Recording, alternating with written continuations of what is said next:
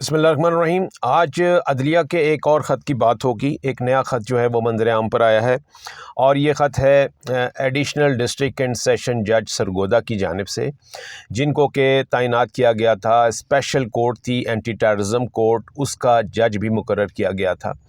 और वो अपने ख़त में जो कि उन्होंने हाई कोर्ट को लिखा है, उस ख़त में वो ये कहते हैं कि जी मैंने जब 25 मई 2024 यानी पिछले माह जब अपने ओहदे का चार्ज संभाला, तो चार्ज संभालते ही पहले ही दिन मुझे ये बताया गया कि आईएसआई के कोई अफसर हैं, वो आपसे मुलाकात करना चाहते हैं। जज साहब कहते हैं कि जी मेरे मनसब का तकाजा नहीं था, इसलिए मैंने इनकार कर दिया मुलाकात करने से। उसके बाद वो ये कहते हैं कि जी उनके साथ अजीब मामलात हुए। एक दिन उनके घर का जो गैस का मीटर था वो तोड़ दिया गया।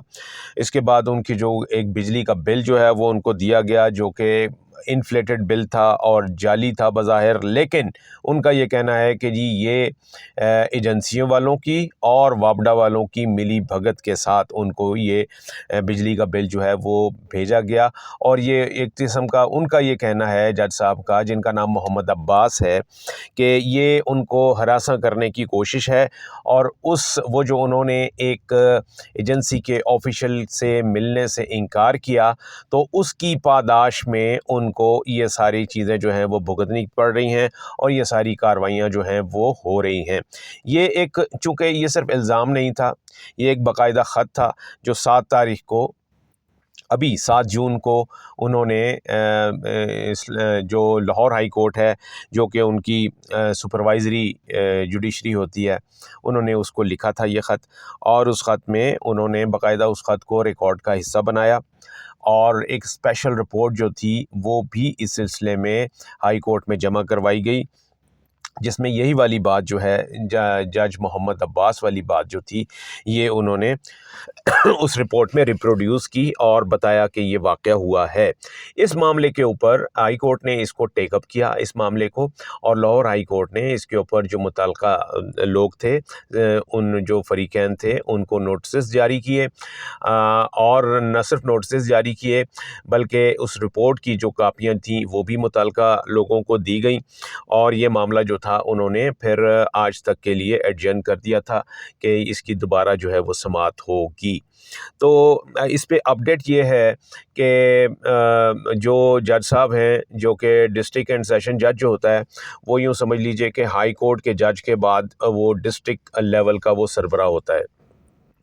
यानी एक सुप्रीम कोर्ट का जो जज होता है वो, फिर उसके बाद एक हायरार्की में हाई कोर्ट का जज होता है, और जो थर्ड टियर होती है जुडिशरी में, वो डिस्ट्रिक्ट जुडिशरी की होती है, जिसमें डिस्ट्रिक्ट एंड सेशन जज जो होते हैं वो उस टियर में होते हैं, यानी वो थर्ड टियर होती है जुडिशरी की। यानी ये तीसरा बड़ा जज जो है वो समझ सकते हैं आप, शुमार किया जा सकता है। तो ऐसे जज की जानिब से जिसको कि तैनात किया जा रहा है बतौर जज इंसदात दहशतगर्दी की खुसूसी अदालत का, उस जज को जब वो चार्ज संभालता है, चार्ज संभालने के फ़ौरन बाद उसको ये कहा जाता है कि फ़लाना इदारा, फ़लानी एजेंसी जो है वो आपसे मुलाकात करना चाह रही है, आप और उस पर अगर आप इनकार करते हैं तो ऐसी सूरत में फिर आपको जो है वो इस तरह के नताइज जो है वो भुगतना पड़ते हैं।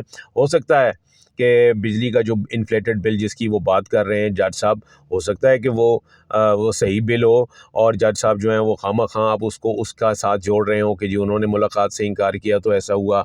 हो सकता है बिजली का जो गैस का मीटर जो वो कह रहे हैं कि जी उसकी तोड़-फोड़ की गई, हो सकता है वो गैस का मीटर जो है वो उनको किसी भी जो मिसक्रिएंट होगा उसने इस तरह से किया होगा।